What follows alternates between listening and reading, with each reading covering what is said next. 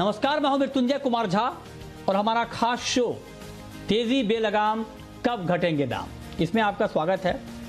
और जब हम ये कह रहे हैं कि तेजी बेलगाम और कब घटेंगे दाम, तो ये मामला है खाने के तेल का। जी हाँ, खाने के तेल की कीमतें आसमान पर पहुंच गई हैं। हम आपको अलग अलग रेट भी बताएंगे, दिखाएंगे, तब आपको यह अंदाज़ा लगेगा कि दाम कहां से कहां तक पहुंचे हैं।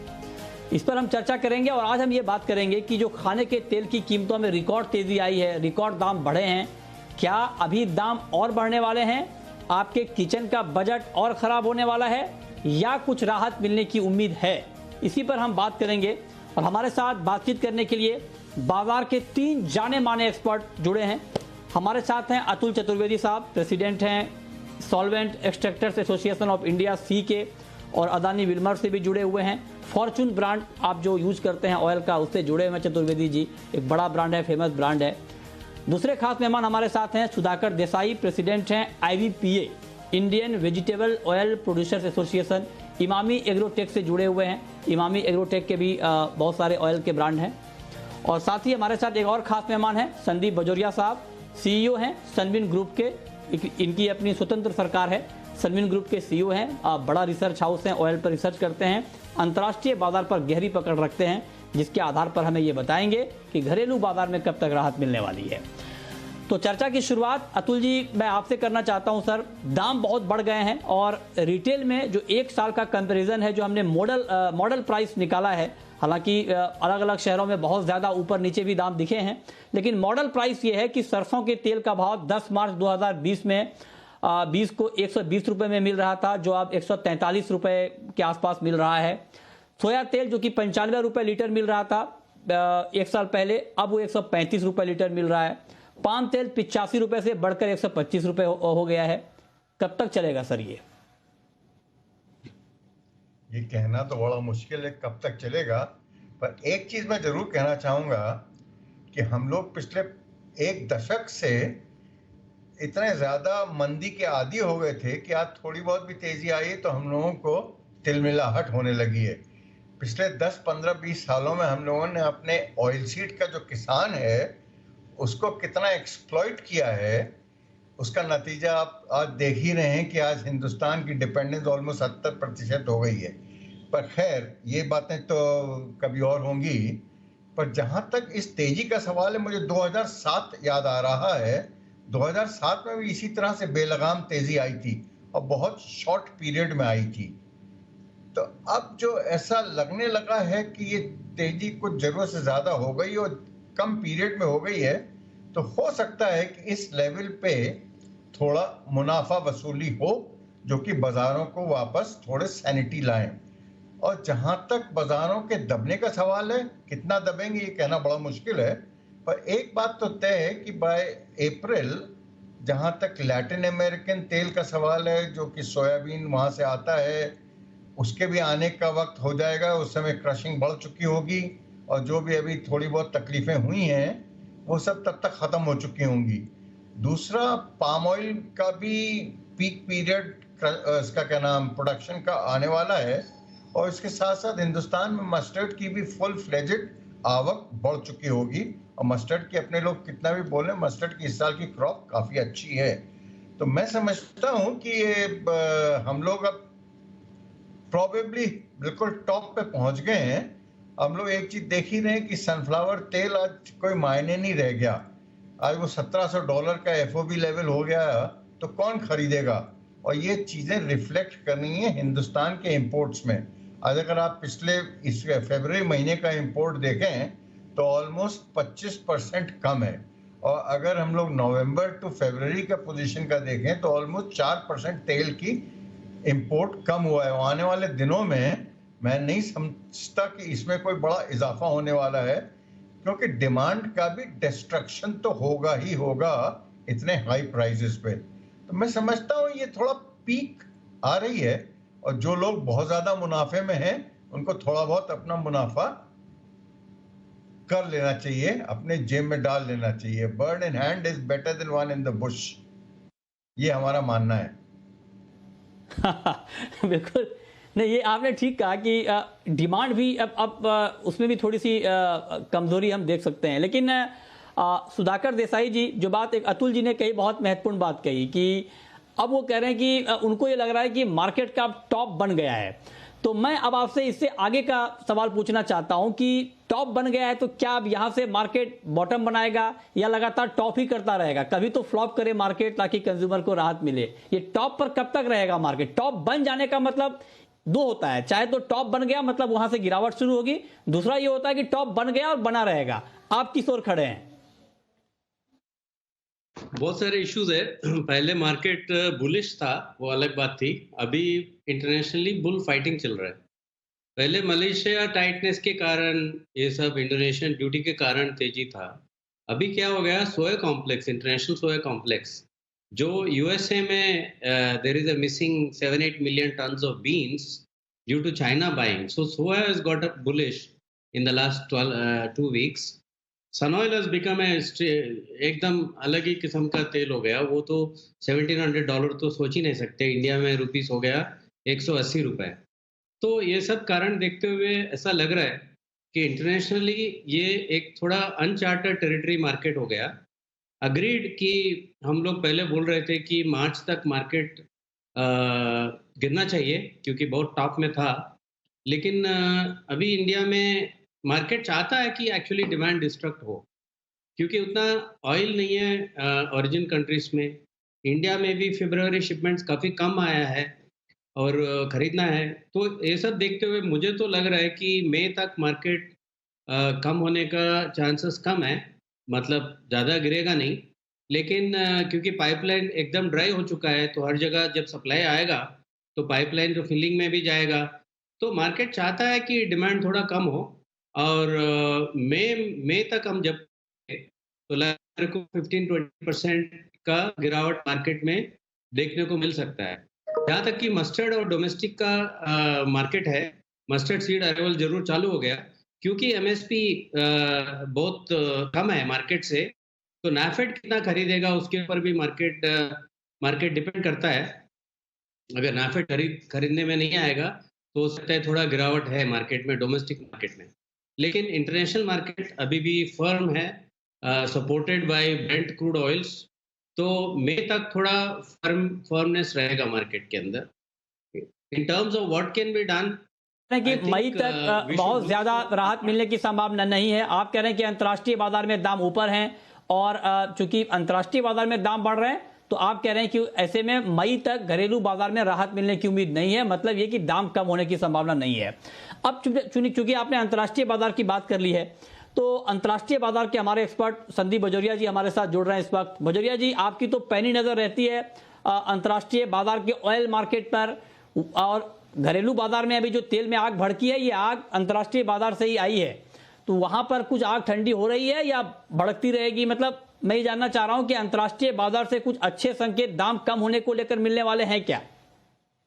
नमस्कार जी, नमस्कार सब व्यूअर्स को। मृत्युंजय जी, ये साल 2021 में दो डिवाइडेड हो गया है, फर्स्ट हाफ और सेकंड हाफ। तो फर्स्ट हाफ ये बुलिश कंटिन्यू है और सेकंड हाफ जैसे सुधाकर जी ने कहा कि $100-200 गिर सकता है, वो सेकंड हाफ में गिर सकता है। तो ये स्टोरी बहुत क्लियर है कि जनवरी से लेके मई जून बुलिशनेस और बाद में जून जुलाई से लेके दिसंबर तक बेरिशनेस। और बेरिशनेस मतलब अभी जो प्राइसेस है वो प्राइसेस से $100 से $150 कम, ये माहौल रहेगा। और सनफ्लावर ऑयल जो है वो कंटिन्यूस सितंबर तक बुलिश ही रहेगा। उसका नया क्रॉप अक्टूबर में आता है, उसके बाद वो थोड़ा नीचे आएगा। बट ये स्टोरी हो चुकी है और कीमतें ये लेवल पे आ चुकी है। तो अभी ग्लोबली जो क्लू है, हम तो 65% इंपोर्टिंग कंट्री है, तो हमारे पास और कोई चारा नहीं बचा है। और कभी 8 साल में 10 साल में एक साल ऐसा आता है जो पहले 2012 में आया था और 2008 में आया था कि ऐसा बहुत एक्स्ट्रा बुलिश साल आता है, और उस तरह का ये साल है और हमें ये देखने को मिल रहा है। वैसे तो मैं आपको कहना चाहूंगा कि हर चीज में, कोई भी आप इक्विटी मार्केट देखें, आप मेटल्स देखें, बुलियन देखें, केमिकल्स देखें और एग्री देखें, हर स्पेस में कीमतें जो है, जो लो पॉइंट था उससे 50% 70% बढ़ चुकी है। तो ये कोरोना का टाइम ऐसा था कि क्रैश भी बुरा हुआ है और राइज भी बहुत बहुत बुरा या हैवी हुआ है, ये समझ के चलिए। सर, या बोलिए। हाँ, सर आप बहुत सही बात कह रहे हैं, लेकिन मैं आपसे अगर एक लाइन में ये जानना चाहूं कि अंतर्राष्ट्रीय बाजार से कुछ राहत मिलेगी, वहां पर कुछ दाम कम होने वाले हैं या नहीं, इसका जवाब क्या देंगे सर आप? मई जून के बाद में राहत है, second half of this year में राहत है, उसमें कोई डाउट नहीं। उसके पहले ठीक है, राहत मुश्किल। मई जून के बाद राहत है। अब आपने बहुत महत्वपूर्ण बात कह दी। ठीक है, अब ये सुधाकर देसाई जी भी कह रहे हैं कि मई के बाद ही राहत मिलेगी। तो अब चतुर्वेदी जी, मैं आपके पास आना चाहता हूं सर, अगर मई के बाद राहत मिलेगी तो मई तक का प्राइस फिर क्या होना चाहिए? क्या मई तक अभी जो दाम हम देख पा रहे हैं खाने के तेल के, क्या इसमें और बड़ी तेजी आप देख रहे हैं मई जून तक? उसके बाद दाम कम होने शुरू होंगे, या जो अभी चूंकि हायर लेवल बना चुका है, रिकॉर्ड लेवल, इसी लेवल को मेंटेन करेगा मई जून तक सर? क्या नहीं, कहना बड़ा मुश्किल है, पर मेरा तो मानना यह है कि बाजार आज की तारीख में भी थोड़े टॉपिश हो गए हैं और डिमांड डिस्ट्रक्शन ऑलरेडी दिखाई देने लगा है आने वाले दिनों में। तो मेरा तो ये मानना है कि अप्रैल आते आते थोड़ी बहुत आपको नरमी बाजारों में दिखाई देने लग जाएगी। पर अपने अगर सोचें कि $200-400 बाजार घट जाएगा, वो चीज नहीं दिखाई देती है।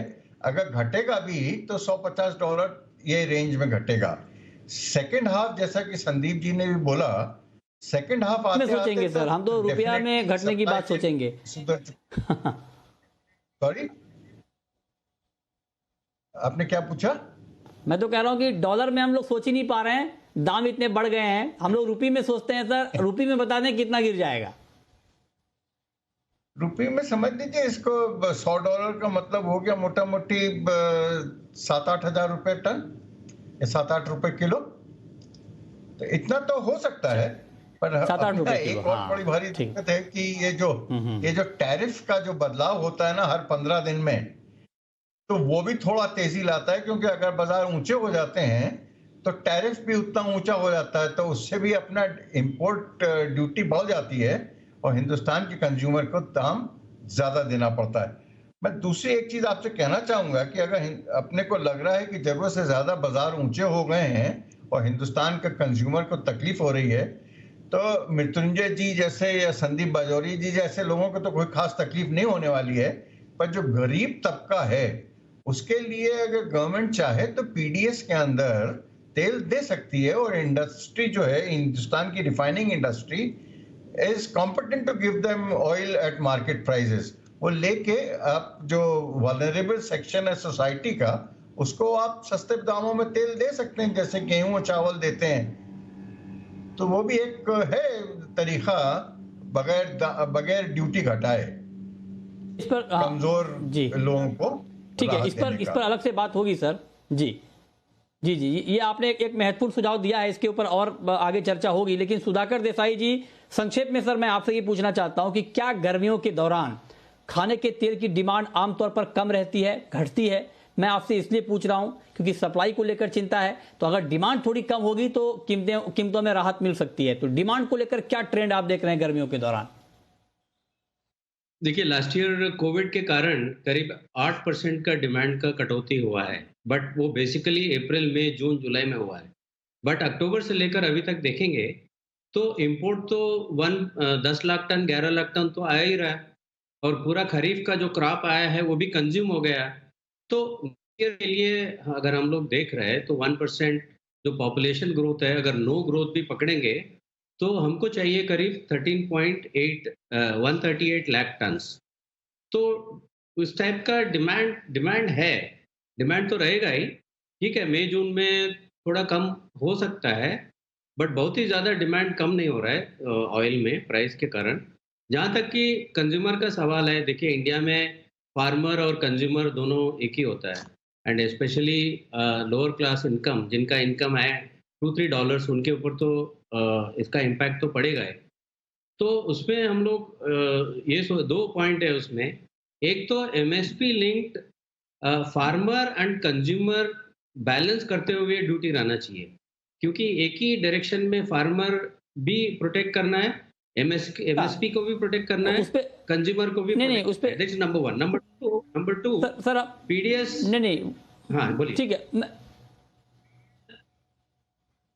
मैं उस पर आ रहा हूं सर, जो आपने ड्यूटी की बात की है उस पर मैं आऊंगा। अभी हम सिलसिलेवार चर्चा को आगे बढ़ा रहे हैं। बजोरिया जी, छोटा जवाब सर मैं आपसे इस पर चाहता हूं कि आपने कहा कि मई जून तक कीमतें कम होने वाली नहीं हैं। ये कहने के पीछे आपकी मंशा क्या है? कम नहीं होंगी ये एक अलग बात है, मतलब अभी अगर मान लीजिए 1300 के आसपास है सोया तेल, तो क्या 1300 के आसपास ही भाव बना रहेगा? या जब आप ये कह रहे हैं कि मई जून तक दाम कम नहीं होंगे, तो क्या ये 1300 वाला सोया तेल 10 किलो का भाव जो अभी हम थोक की बात कर रहे हैं, क्या ये चला जाएगा 1400 या 1500 जून तक का टारगेट आपका? देखिए, दाम कम नहीं होंगे ये इसलिए कह रहे हैं क्योंकि ये जो इंटरनेशनल प्राइसेस है, हमें अप्रैल शिपमेंट का सोयाबीन आज खरीदना है तो वो $1300 का लेवल है। अप्रैल का माल हमारे यहाँ मई एंड में आएगा, तो वो $1300 का जो लेवल है उसका हम यहाँ पैरिटी गिनेंगे तो हमें यहाँ 1340 का तेल 1350 का तेल पड़ता है। तो उस कारणों को लेके हम कह रहे हैं कि भाई मई तक कीमतें घटने की जगह कम है। लेकिन ये बात भी है कि यहाँ सरसों की क्रॉप हमारे सामने है, थोड़ी अतुल जी ने कहा जैसे डिमांड डिस्ट्रक्शन भी है, प्राइस इलास्टिसिटी ऑफ डिमांड भी प्ले करती है, इकोनॉमिक का रूल है। तो ये सब कारणों से हमको देखने में मिलता है कि हो सकता है हमारे यहाँ अभी प्राइस उतनी ज्यादा ना बढ़े जितनी इंटरनेशनल बढ़ रही है। वहां 2 बढ़ेगा तो यहाँ 1 बढ़ेगा, ये इस लाइन में चलेगा, स्पेशली सोया ऑयल में, क्योंकि हमारे पास सरसों भी एक सॉफ्ट ऑयल है, सोया भी एक सॉफ्ट ऑयल है। तो अभी हमारे पास सरसों की हर महीने 10 लाख टन की यदि क्रशिंग है, समझे आप, मार्च अप्रैल मई में, क्योंकि सब मिलें शुरू हो गई है, सब प्लांट शुरू हो गए सरसों पे, हर आदमी को पैरिटी मिल रही है क्रशिंग में, प्रोसेसिंग में। तो उस कारण से 4 लाख टन पर महीना सरसों का तेल हमको मिलने वाला है। तो उस कारण से भी सप्लाई सिस्टम अच्छा रहेगा। तो हमें ये जो भाव है ये हो सकता है एक बार 1300 से 1350 जाए, लेकिन वो 1250 1250 भी जा सकते हैं। हमने तो अभी रेंज आपको देखना है मई तक क्या रेंज रहेगा, तो 1250 1250 से 1250 से लेके 13.5 13.5 का रेंज हो सकता है। हमारी खास चर्चा जारी है, हमारे साथ तीनों खास मेहमान बने हुए हैं। अतुल जी, अब हम चर्चा ये करने वाले हैं कि विकल्प क्या हैं दाम अभी कम करने को लेकर। तो एक तो लाइटर नोट में मैं एक विकल्प ये देख रहा हूं कि आप लोग तीनों इंडस्ट्री के इतने बड़े दिग्गज हैं, हमारे साथ इस वक्त मौजूद हैं, कि आप लोग अगर बोल देंगे मार्केट में कि भाव नहीं बढ़ना है अभी, तो आप लोगों के सम्मान में भाव नहीं बढ़ेगा। ये तो एक मजाक की बात है सर, लेकिन आप बताएं पीडीएस के अलावा, जो आपने सुझाव दिया था, पीडीएस के अलावा क्या ड्यूटी कम करने का विकल्प अभी है क्या सरकार के पास? बिफोर मैं आपके बात का जवाब दूं, अभी सुधाकर ने एक बात बोली थी नेफेड की परचेज के बारे में। तो मेरा ये कहना है कि इस साल चूंकि बाजार ऑलरेडी एमएसपी से काफी ऊंचे हैं, इसलिए नेफेड की परचेज मेरे को नहीं लगता 1 किलो भी होगी। अगर नेफेड की परचेज नहीं होगी तो ये मान के चलिए कि 10 से 12 लाख टन माल जो नेफेड खरीद के गोदामों में भर लेती थी और जो सिस्टम के अंदर बहुत धीरे धीरे आता था, इस बार वैसा नहीं होगा। और इस बार वो सारा माल जो है ना किसान बेचेगा, क्योंकि किसान को बहुत अच्छे दाम मिल रहे हैं। मेरा तो ये मानना है कि मस्टर्ड एक अकेला ऐसा कमोडिटी है जो हिंदुस्तान में बाजारों को थोड़ा रैशनल लेवल पे लेके आए। जहां तक आपका ड्यूटी का पॉइंट है, मैं तो समझता हूं कि इस बार की जब बाजारों की तेजी आई है, ये एक हिंदुस्तान के ऑयल सीड सेक्टर के लिए बड़ा ब्लेसिंग इन डिस्गाइज है। गवर्नमेंट ने तो कुछ किया नहीं, नेशनल जो मिशन ऑन एडिबल ऑयल है वो केवल कागजों पे होके रह गया है, पर नेचर ने और किसानों ने इस बार दामों को देखते हुए बहुत जबरदस्त रिस्पांस किया है। और मैं समझता हूं कि अगर ड्यूटी घटाने की बात होगी तो वो किसानों के साथ बेहद बेईमानी होगी। जहां तक कमजोर के हित में, मतलब आप ये कह रहे हैं कि ड्यूटी घटाना अभी लाजमी नहीं है? जी सर, लाजमी नहीं जी है, जी जी सर, वक्त कम है, माफी चाहूंगा। आपने एक लाइन में बात क्लियर कर दी कि ड्यूटी नहीं घटाना चाहिए। ठीक है सुधाकर जी, 30 सेकंड का वक्त है सर, आप बताएं इस वक्त ड्यूटी घटनी चाहिए या नहीं? ड्यूटी घटनी चाहिए, क्योंकि जब इंटरनेशनल प्राइस इतना ज्यादा है तो ड्यूटी घटनी चाहिए, और इंटरनेशनल प्राइस बहुत गिरता है तो ड्यूटी बढ़नी चाहिए। नंबर 2, पीडीएस की वजह से मार्केट बहुत डिस्टर्ब हो जाता है। हाँ। उससे इंडस्ट्री जो है ना अपना सप्लाई चेन मेंटेन नहीं कर पाएगा। अच्छा। तो इसीलिए मैं तो फेवर करूंगा cash credit for the ration card holders. Supply हाँ। चेन हम मेंटेन करेंगे, ओके, ऑयल हम अवेलेबल कराएंगे। बिल्कुल अलग अलग राय चतुर्वेदी जी की और देसाई जी की। चतुर्वेदी जी ड्यूटी घटाने के पक्ष में नहीं है, देसाई जी कह रहे हैं कि ड्यूटी घटनी चाहिए। एक एक से मैच बराबर हो गया है। अब आपका जो फाइनल वोटिंग होगी आपकी बजोरिया जी, उसी पर मैच का जो डिसीजन है वो तय होगा। आप बताएं, आपके हिसाब से ड्यूटी घटनी चाहिए नहीं घटनी चाहिए, बजोरिया जी? इट्स वेरी डिफिकल्ट, बहुत डिफिकल्टी में आपने मुझे डाल दिया है। दोनों दिग्गजों ने अपनी अपनी राय दी है। मेरे ख्याल से कुछ न कुछ होके कंज्यूमर को राहत हाँ। मिलना जरूरी है, और हम कितने भी राय दे, गवर्नमेंट अपने विजडम में डिसीजन लेती है। मेरे ख्याल से गवर्नमेंट शायद 15-20 दिनों जी। में कंपेल हो जाएगी कोई ना कोई डिसीजन लेने के लिए, तो कि कंज्यूमर को थोड़ी राहत देने के लिए, और ये अभी जरूरी हो गया। Okay, thank you. ठीक है, चलिए, आपने एक डिप्लोमेटिक जवाब आपने दे दिया है। मतलब आपने अपनी राय नहीं दी है, आपने कहा कि सरकार को कुछ ना कुछ करना चाहिए और सरकार कुछ ना कुछ करेगी। बहुत शुक्रिया बजोरिया जी आपका, अतुल जी आपका, और सुधाकर देसाई जी आपका हमारे साथ इस खास चर्चा में जुड़ने के लिए और बताने के लिए कि खाने के तेल की कीमतें अब यहां से किस ओर जाएंगी, आगे दाम घटेंगे या नहीं घटेंगे। बहुत शुक्रिया।